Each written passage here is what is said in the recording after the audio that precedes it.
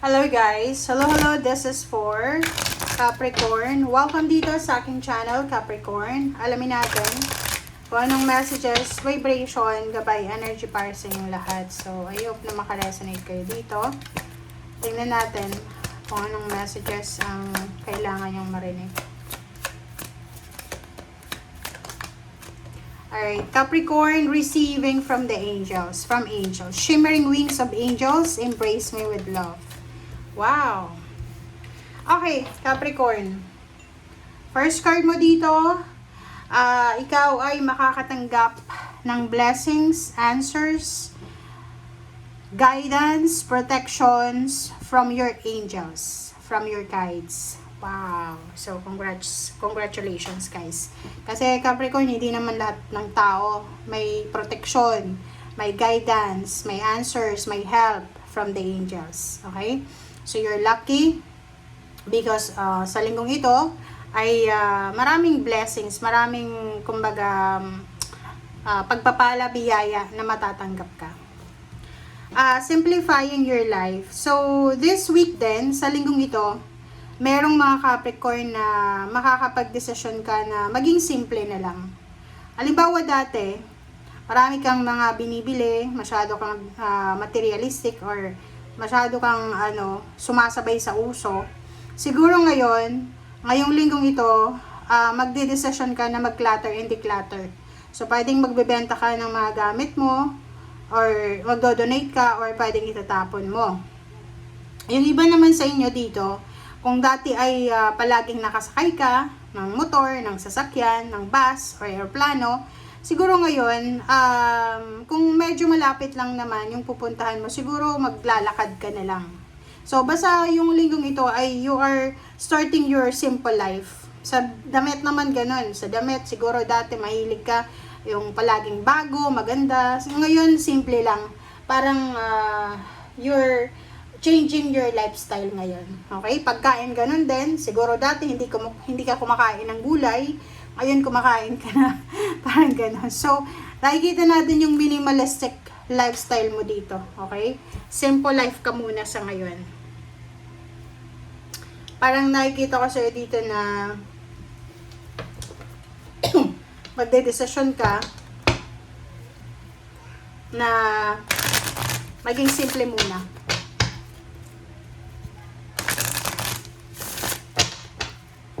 Okay. Ano pa ba, Capricorn?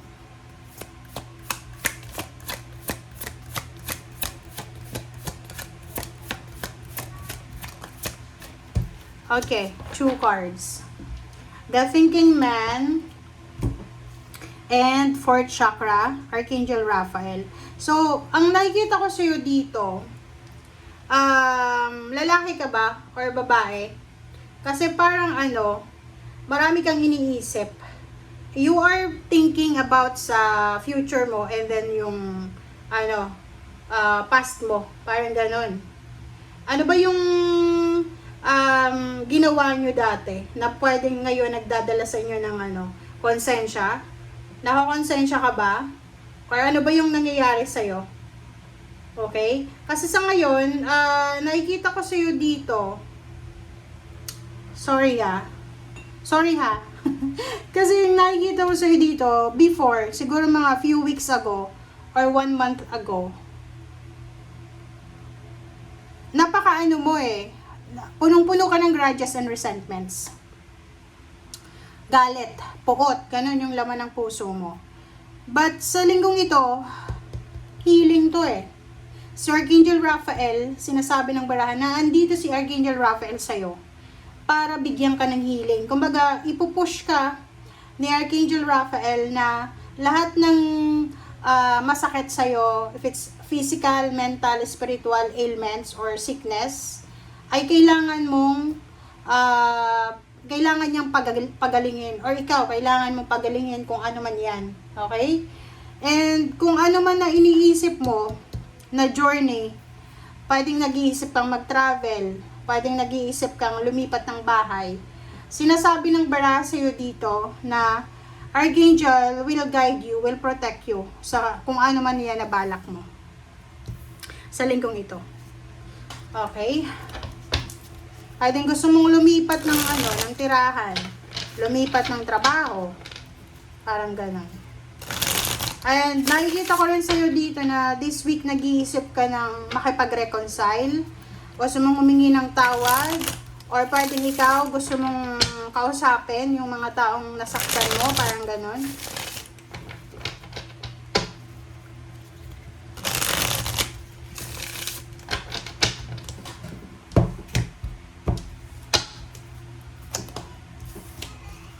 Okay. First card natin sa last deck is Elder of Cups, Elder of Wands, Ace of Swords, and then Eight of Pentacles. So, dito, makikita nyo guys na you are focused sa emotion and at the same time sa pera. Pero hindi sa ngayon. Ang nakikita ko sa'yo dito, ang nasa isip mo ngayong linggong ito is ang importante sa'yo is future. Parang sinasabi mo dito na kailangan kong makahanap ng trabaho as soon as possible. Kailangan kong makahanap ng ganitong amount of money as soon as possible. Kailangan kong makaalis dito. Parang ganon. Kailangan kong i-secure. Parang ganon. Kailangan kong i-secure yung future ko. I-secure yung future ng parents ko, ng siblings ko, or i-secure yung future ng aking mga anak or ng aking asawa. Parang ganun lang. Ito yung mindset mo this week. Okay, Temperance. Oh. Ang nakikita ko rin dito, meron sa inyo dito na Capricorn na sobrang pagod ka na. Pagod ka na sa paghihintay eh. It's either unemployed ka, nag-aantay ka kung kailan ba yan darating. Nagmamadali ka na eh, kasi pwedeng ang tagal mo nang naghintay. Pwedeng mga 2 years or 1 year ka nang unemployed. Or pwedeng ang tagal mo nang gustong ma-promote pero never ka pang na-promote, salary increase or higher position. Or pwedeng nasa ibang bansa ka, gusto mo nang umuwi pero hindi ka pa rin nakakauwi. So, maraming mga situations sa inyo na gusto nyo nang tapusin kasi napapagod na kayo sa paghihintay. Gusto nyo nang madaliin, but the universe is telling you now na maging mapasensya ka. Kailangan mong maghintay, kailangan mong magdahan-dahan, huwag magpadalos-dalos. Okay, the devil. The devil is your energy ha. Mag-iingat ka kasi sinasabi ng Barasio dito na huwag kang magsisettle sa kung ano-ano lang na mga offer sa'yo. Trabaho, okay. Meron kang hinihintay na trabaho. Or nag-apply ka sa isang company. So, nag-aantay ka ng confirmation kung nakapasa ka. Ang iwasan mo sa ngayon is yung temptation. Ang temptation dito is posibleng matempt ka na pumasok sa isang company na ang baba ng sweldo, hindi naman yun yung gusto mong pasukan. It's because na nag-aantay ka, na natatagalan ka na sa paghihintay. Magsisettle ka na lang sa less, sa kung ano yung meron. Yun ang kailangan mo daw na iwasan. Para maiwasan mo yan, ang temptation na yan, magpakatatag ka daw. Okay? Magpakatatag ka. And make sure na mas i-prioritize mo kung ano talaga yung first priority mo. Okay, Magician, the Moon, and then Guardian of Swords. So kung makikita mo dito sa three cards na to, sinasabi ng bara sa'yo dito na huwag kang mag-alala. Wala kang dapat ikatakot. Wala kang dapat na alalahanin kasi everything happens for a reason. Okay? Everything happens for a reason. So, kung anong pinagdadaanan mo sa ngayon, may rason. May mga hinihintay ka na medyo natatagalan, magpasensya ka lang muna, and yun nga sinasabi ng baraha sa atin, huwag tayong masyadong magmadali, okay? Yung takot na yan, ano man yung kinakatakutan mo, harapin mo, okay? And ang nakikita ko dito, money pera yung kinakatakutan mo. Natatakot ka na baka hindi mo na makuha yung success na minamanifest mo. Sabi nga dito, simplify your life Pag simple lang yung buhay mo, ay hindi ka mapipressure kung mataas or mababa ba yung sweldo mo, or asensado ka na ba, may na-purchase ka na ba, may na-invest ka na ba, may napundar ka na ba. So, hindi ka pressured kasi simple lang yung buhay mo. Okay? ay 2 of Cups and then 6 of Cups. So, ang ganda nito.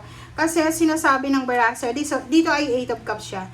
Sinasabi ng Barasayo dito na there's a relationships, okay, na sinasabi ng Barasayo Capricorn na may mga relationships, like, especially, intimate ha.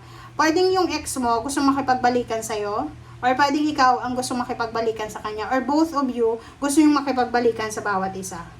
Okay? So, thank you guys for watching. Bye!